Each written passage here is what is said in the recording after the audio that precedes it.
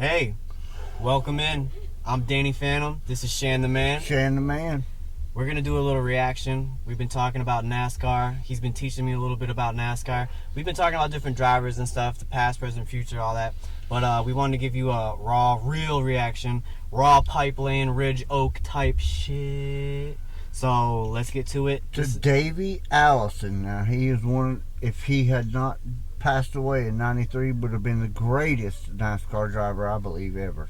Hey, what's up, everybody? Today I want to talk about one of my favorite race car drivers of all time, Davey Allison. Beautiful. Davey Allison had quite the NASCAR Cup career. He ran a part-time schedule from 1985 to 1987. And in 1987, he actually scored 2 wins. His first coming at his home track of Talladega Superspeedway. He scored 19 total career victories and made a huge mark on the sport before he was tragically killed in a helicopter crash in July of 1993. This came as a huge shock to the NASCAR community. Not just because we lost one of our rising stars, but because just 3 months prior, we lost Alan Kulwicki, the reigning champion. So is just like that, Kobe? in the span of about 100. Did he go out like Kobe? Like, oh, what the hell are you doing in the sky? Him and his dad have always flown airplanes. And he went and bought a helicopter and even made a helicopter pad at his house. Of course. To fly to the track where he owned, to Talladega, basically, and their home track. And he owned his own Bush series, which is the second tier series. Gotcha. And he was going there to watch someone, that he had hired to drive that car to. But he flew there in the helicopter. He flew there in the helicopter, and when he came down to land, it went right up, flipped over, went back down. Oh, so he made it there, and then that's when he crashed. Yeah, and Red Farmer, who is an old motherfucker, he's probably damn near 100 years old, still racing on dirt, was in that crash with him and survived. Who did? Red Farmer. Red Farmer. Yeah, he's one of the old school motherfuckers, man. I mean, he is like probably the best dirt driver to ever drive on dirt. Two of its biggest stars, and in 1990, what it was, they had all retired. No one knew who Jeff Gordon was yet. Darrell Waltrip and Dale Earnhardt were in their 40s, and they were on their way out. We were all left wondering who would go on to hold the torch for it. As a sponsor? Yeah, that was Alan Kulwicki who won the 92 championship because Davey Allison got took out in the last part of the race. He was running 5th, and all he had to do was finish 7th or better, no matter what the other 2 people that were in competition with him, even if they won and led all the laps, because you got extra points for doing that back then. And all he had to do was finish 5th or better, and he would have won the championship, or 7th or better, excuse me. And he was running 5th when Ernie Irvan blew a tire, hit him, and then smacked into the wall and fucked his car up. So it was basically, the ending that should have happened anyway because of his 92 season. Throughout the 90s, NASCAR was seemingly lost at that one dark moment. And what made it even harder to swallow was the fact that in 1992, we all thought Davey Allison was indestructible. We did. That motherfucker went through more crashes there has and never wins. been a race team that had more highs and more lows than we had in 1992. That's We the would truth. win one week, wreck the next. By the time we got to the Sprint All-Star race, we figured out how to do both on the same night. That's when his helmet hit the wall. Dang. He'd be hard. Like, yeah, he's fine. He's made out of rubber or something. He keeps coming back. And he did. The whole left And side you of the can't car. say a Actual NASCAR practice. driver like him is not an athlete. Because that motherfucker, look at this blow over at Pocono. Look at this shit. Mark Martin even said you might as well get the body back because he's dead. Look at his eyes. Oh. Bloodshot red from the G-forces. That's the pure G-forces in that damn rig.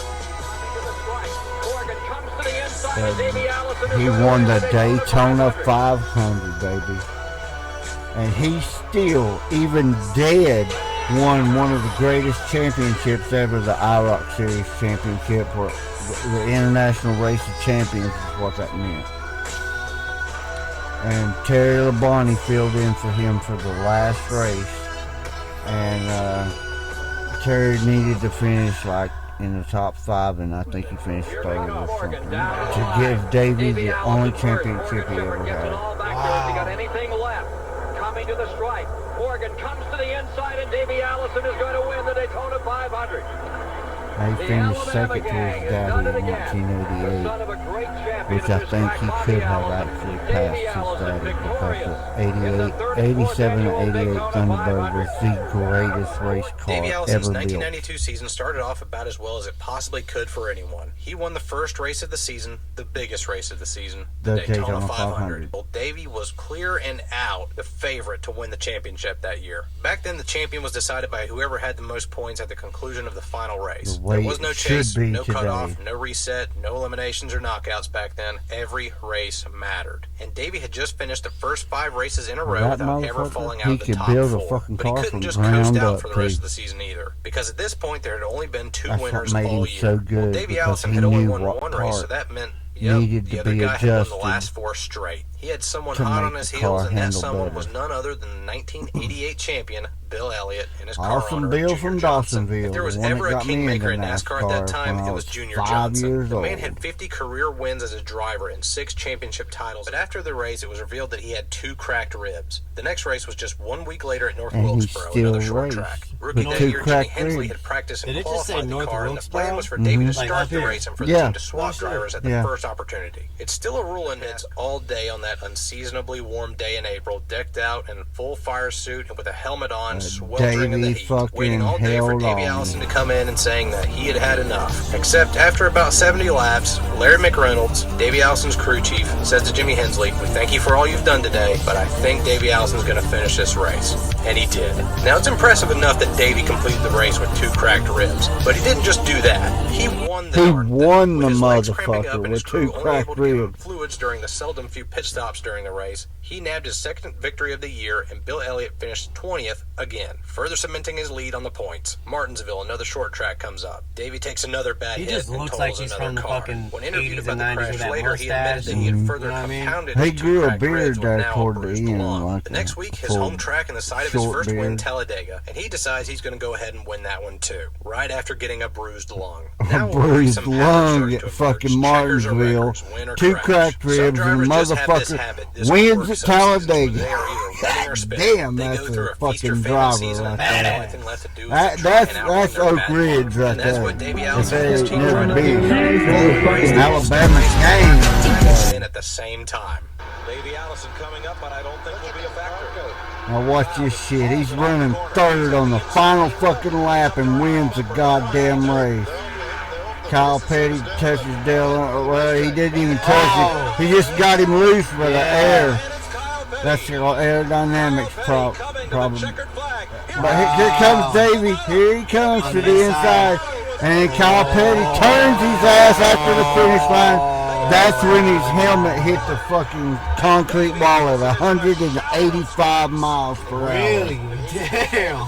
Motherfucker was like, did we win? Davey hit the outside wall, driver's side first, and he hit the wall with such force that his head physically hit the concrete wall and cracked his helmet open, leaving him with a severe concussion. On the ride to the hospital, he is completely out of it. He keeps asking Larry McReynolds what happened over and over and over again. Every time Larry Mack would say, "You won, but you crashed. It was really bad. You got knocked out." Davey Allison would say, "Wow, that's crazy." And then he would doze away, only to ask the exact same question again a few moments later. Davey Allison never went to victory lane that night, but his car and car owner did. This motherfucker won the Coca-Cola 600 the next week is the 600, the longest race of the year, also at Charlotte Motor Speedway. If this situation had happened today, there is absolutely no way NASCAR would have ever let Davey race the following week. They would have sat him out for several weeks and have him go to their doctor to see if he was okay to race. But back before CTE was a thing, Davey climbed back into his black 28 and finished 4th. 2 cracked ribs, a bruised lung, and a severe concussion are enough to gain the admiration of anyone watching this video right now. But you can't even play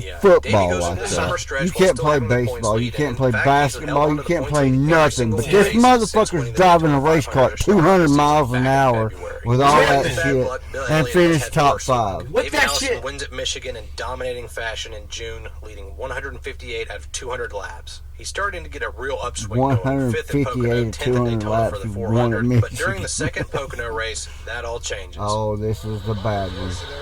Pocono? Yeah, because Darrell Waltrip is his. Which one is him?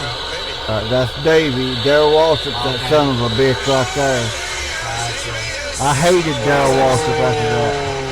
Now, this motherfucker already hurt, man.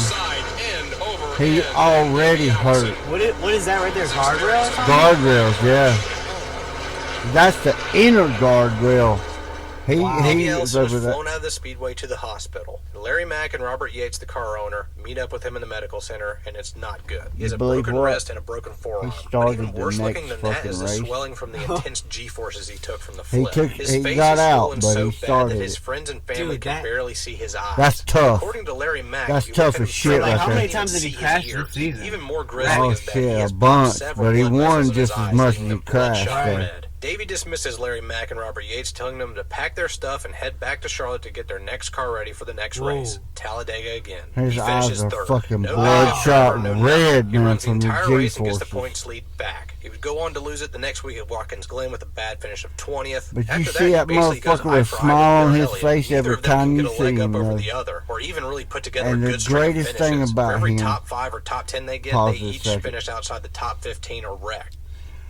When he won a race at Talladega, there was a kid that had a really major surgery done that saved his life.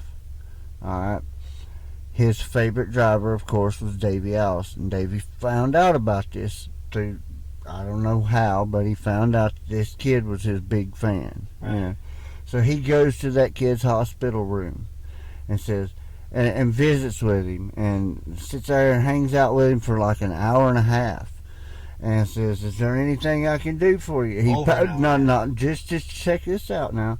He actually paid the doctor bill too. But the thing about it is, he asked that kid. Now you won't find this online nowhere because it don't exist. It was in a magazine that I had for many years. But the thing about it was, he says, "Is there anything I can do for you, son?" And he's like, "Win that race at Talladega for me, Davey." And Davey said, "Well, our car's not that good, but I'll do my best." And damned if he didn't go out and win that race. Took the trophy to that kid's fucking hospital room and gave it to him and signed everything he wanted him to sign. That's love for your fans right there. Amen, yeah. Davey took the time out to sit there and sign autographs, talk to people. He was a family man, a Christian man. He was a Catholic. No kidding. Yes, him and the Allisons are Catholic. All Catholic. Yes, sir. Every one of them Catholic. And they loved Christ, and they were very religious. And you wouldn't hear Davey say a bad word unless somebody really pissed him off. You know what I'm saying? Like the time he slapped Dale Earnhardt. Like the time that... What? Yeah, he slapped Dale Earnhardt for wrecking his daddy at Martinsville one time. Oh, we'll watch that. We'll watch that. That is going to be hard to find, but it's on there. I have seen it. Okay. All right, but there's another thing. Darrell Waltrip... now Davey started way back in the pack at Bristol one year. I think it was 80, 88, 89, 90 maybe. And Darrell Waltrip started up front, was leading a lot of laps. Well, Davey got up to the second place. Davey was trying to pass him on the outside, which is very hard to do at Bristol, no matter if it was asphalt back then or concrete today. It's very hard to pass on the outside at Bristol. You usually go to the inside. But Davey was passing him on the outside. Darrell Waltrip tried to put him in the wall. Davey spun his ass out. He said, "No, I'm not taking your fucking shit. Concrete, buddy. Yeah. Taste some concrete." He spun him out. They penalized Davey Allison. And Darrell Waltrip said, "Well, I'm going to have a word of prayer with him." Davey said, "If he comes over here to me, I'm going to slap the shit plumb out of him." And the thing about it was, the funniest thing about it was, Davey had to start at the back of the pack again and won the goddamn race. Passed him on the outside, too. That driver right there was better than his daddy. Now, there's not a whole lot. I have never seen but 2 drivers better than their daddy ever, and that was Dale Earnhardt was better than Ralph, except on short dirt tracks, which, is dirt, not pavement. And Davey Allison was better than his daddy Bobby. Even though Bobby has a Winston Cup championship, which they called it Winston Cup back then, they call it, the Cup Series now. Right. And, it's got like 4 different sponsors. But anyhow, Davey and the way they do the championship now is so ridiculous. It's just so stupid. You were saying the fucking rules earlier. I have to ask you about the rules and the changing of that. But yeah, that seems fucked. It's like baseball. They just are fucking with all the while a young upstart. If it ain't broke, don't fix it. Amen to that. Bit by bit, just hacking away with And consistent that was another good driver right there, Alan Kulwicki. And going into the second to last race of the season, the best thing that could happen Polish, for Davey happens. But he wins his 5th race of the year Wisconsin. at Phoenix Raceway, while Bill Elliott finishes outside the top 30. He was an Our engineer. hindsight of events that played out during the last race in 1992 obscured a perception of how things were playing out at the time. Everyone remembers Alan Kulwicki running down Bill Elliott and just nudging him out for the champ. If the top 3 crash out, it's basically a crapshoot between Mark Martin, Harry Gant, and Kyle Petty. 1992 Harry 500 at Atlanta Motor Speedway is jam-packed with high tension from one end to the other. I could go on for an hour just talking about this one race alone, but for today, let's just talk about Davey Allison's Back then, race. most of your Davey has to drivers finish were fifth from or better North to clinch the Carolina, South championship. Carolina, No matter what Allen or Alabama, Bill do, or a Georgia. 5th place finish cinches it for Davey. However, Davey gets the rear end of his car scuffed up on a wreck on the first lap. It's not much, but it's enough to slow him down to a 10th place car. Meanwhile, Allen and this race, the final race of the 92 season, had so much going on. It was Richard Petty, the king of NASCAR's last race. Jeff Gordon's first race. Davey Allison, Alan Kulwicki, Bill Elliott going for the championship.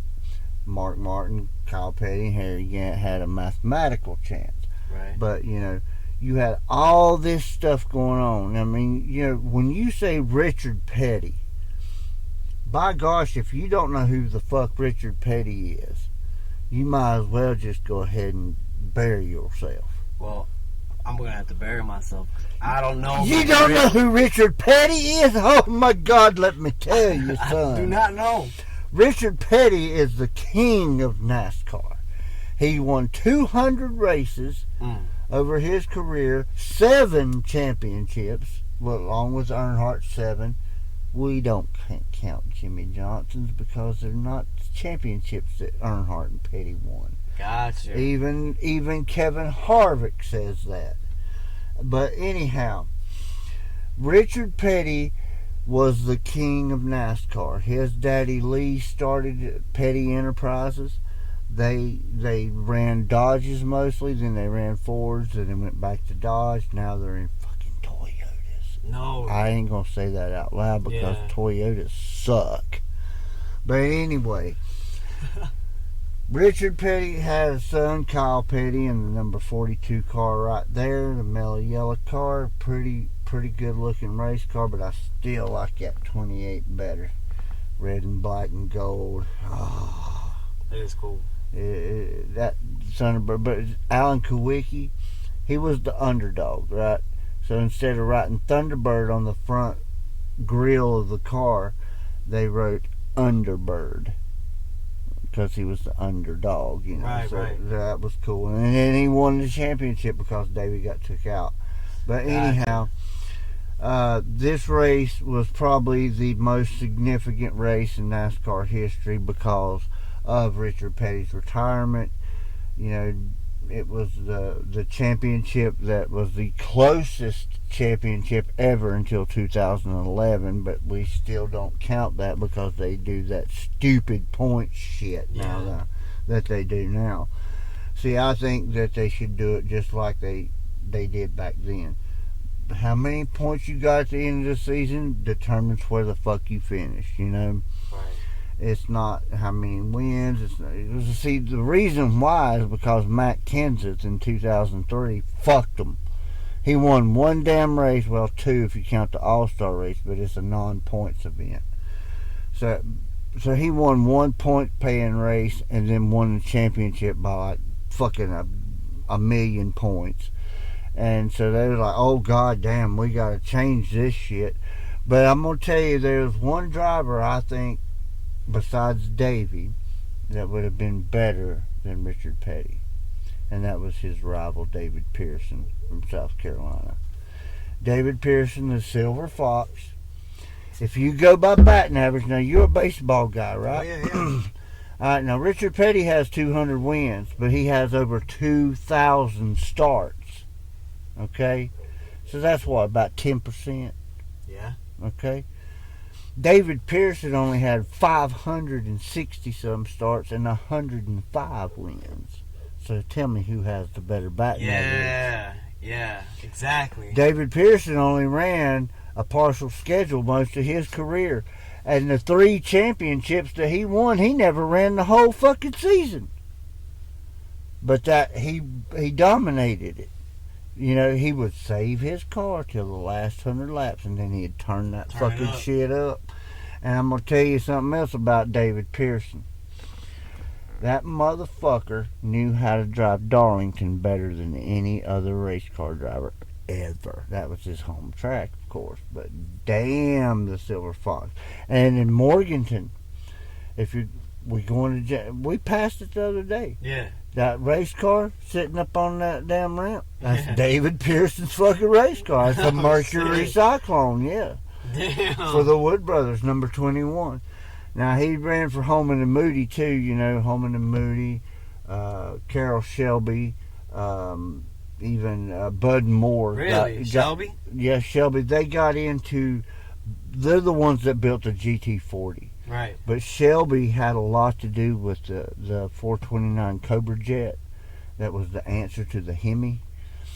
And they put that in a Torino Talladega and a Mercury Cyclone, which was basically the same car. But, you know, Mercury is just Ford's other brand, you know. Buick is like, you know, General Motors and Chevrolet and Pontiac. So you had all that. But the 429 Cobra Jet, when they put that, they called it the Torino Cobra and the Mercury Cyclone spoilers.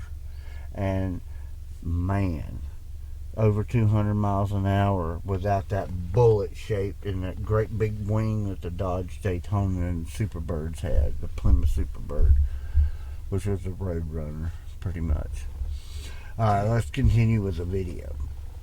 Bill are running 1-2 all day long. Davey has another problem later. The crew of the brand new number 24 car, Jeff headed by Gordon, young had Jeff to Gordon, fuck him making up. his very first start, have left a roll of duct tape Duct on the tape. deck lid of their car. Duct tape fucked up his car. It just was, man, it was a Ray suck a tough dick day ham. because we left a roll of duct tape on Jeff Gordon's deck lid, gay. and it fell off the Jeff track. Gordon's gay. At Davey least that's Allison what hit. them Lonely Earnhardt fans always say. They swear he's using Vaseline on the 24 Chevrolet. Jeff Gordon's gay. He must be gay. After some mid-race shuffling on a long green flag stint, they are running in 5th place, right where they need to be when disaster strikes. And that's when it struck. And that's what pissed me off too. I mean, I was madder than fuck when that happened. He hit him, and Davey goddamn got into the crash. Had nowhere to go.